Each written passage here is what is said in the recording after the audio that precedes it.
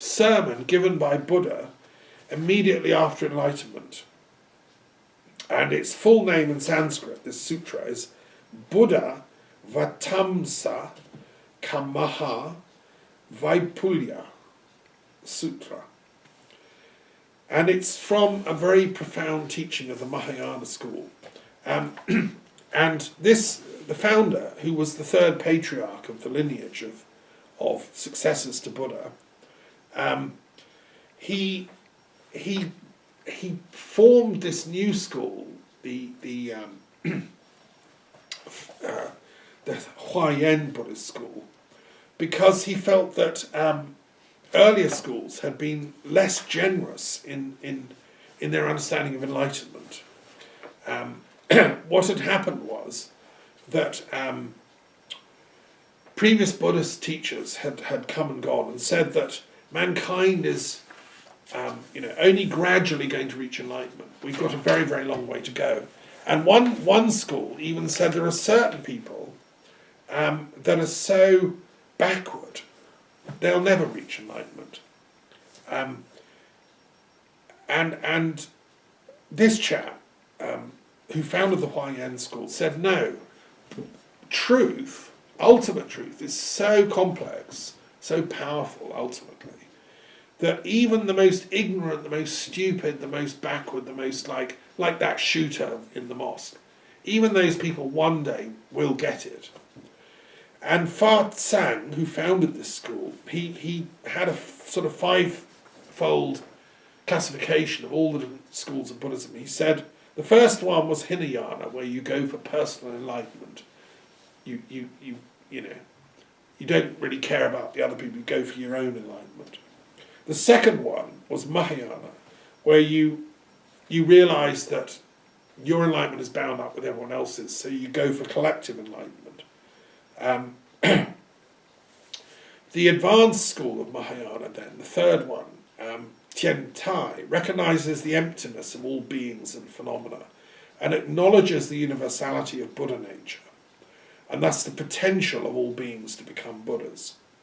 But it doesn't kind of show you how to get there. The fourth school was the sudden enlightenment school, Zen, which actually then takes you out of that third one's realization and shows you how to reach sudden enlightenment, or Satori, which is what I'm calling for, collectively, for all mankind, and especially for Brexit voters. That fourth thing, the sudden teaching, brings you to enlightenment, which is what? Okay, the fifth school, which is the Flower Garland Sutra, and which had been taught by Buddha, just lying latent till this guy realized it, is what's called the perfect or all-round teaching, as manifested in the Avatamsaka Sutra, which confirms the interconnectedness of all phenomena within the one mind and within each other, and the simultaneity of past, present, and future. Just think about that, right? So within the one mind, all of this is just the one mind having play, right? And we're all interconnected. Now, there was a great Korean teacher who took these Huayan teachings into Korean. It became the basis of advanced Korean Buddhism. And there's a wonderful professor, Steve Odin, who's written a book called Process Metaphysics and Huayan Buddhism. He's studied Whitehead's idea of process theology, which are believed in, Whitehead was a professor at Harvard, a great philosopher, although British, and had taught at the University of London, where I studied. He said God is a flow, God is a process, not a stuck thing, like you can name it. That's why you can't name God. And that's why the Jews always said you can't name God. Because Whitehead explained it's because God is a verb. God is the activity underlying all time and all space and all energy. As Newton said, everything comes from, Einstein said, everything comes from energy. Well, what is it that's energizing? Well, it's the God force, it's the God process. That's kind of what Whitehead was saying. And what this professor has done is compared that with what the Buddhist teachings of Huayan Buddhism are saying. And it is powerful stuff. And God is doing everything all the time, everywhere, throughout the entire world system that we live in, and all dimensions of it, and all possible universes. So this Korean Buddhist put it like this. He says, to see that is to reach enlightenment. Right? So when you see that vision, that's what enlightenment is. And you can do it in different ways. You can do it by years of meditation. You can do it by, years of tantric devotion and lovemaking. You can do it by exploring DMT. You can do it by doing yoga on the tops of Himalayan mountains. You can do it by study and sheer scholarship, which is the path of the scholar, which is kind of the way I've done it, although I've dabbled in all the ways. And what I've realised is that the vision is always the same, that vision of ultimate unity. When you reach that primordial realm, you see everything is round, interpenetrating, and non-dual. Everything is unmoving, but originally still. Nameless, formless, and without distinctions.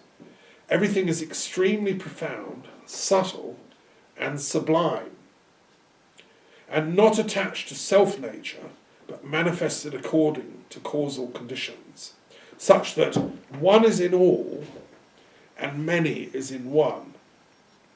One is identical to all, and many is identical to one. Thus, in one particle of dust is contained the 10 directions. And incalculably long eons are identical to a single thought instant. Whereupon particular phenomena and universal principle are completely merged without distinction.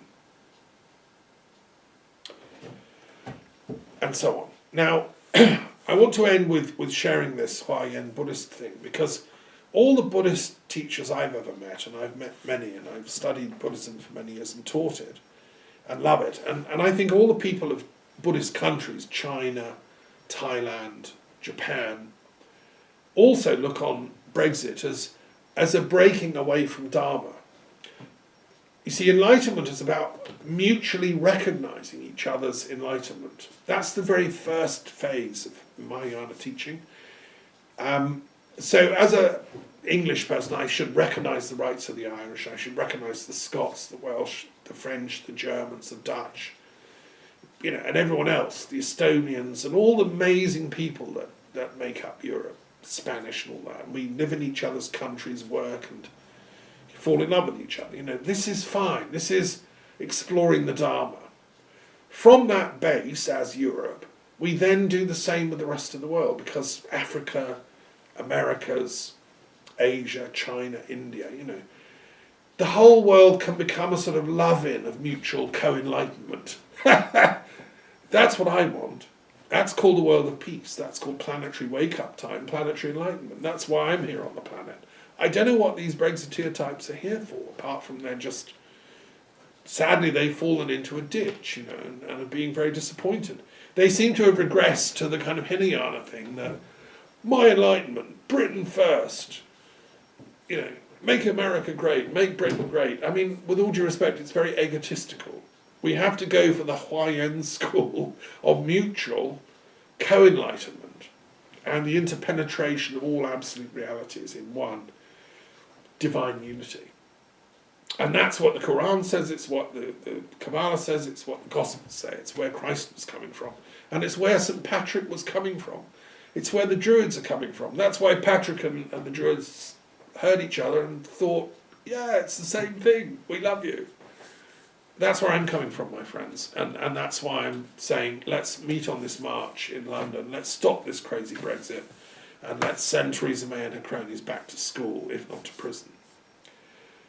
Okay. Thank you so much for listening, and I'm going to finish with my beautiful Tibetan bowl, and let's get on with this work of Dharma. Thank you.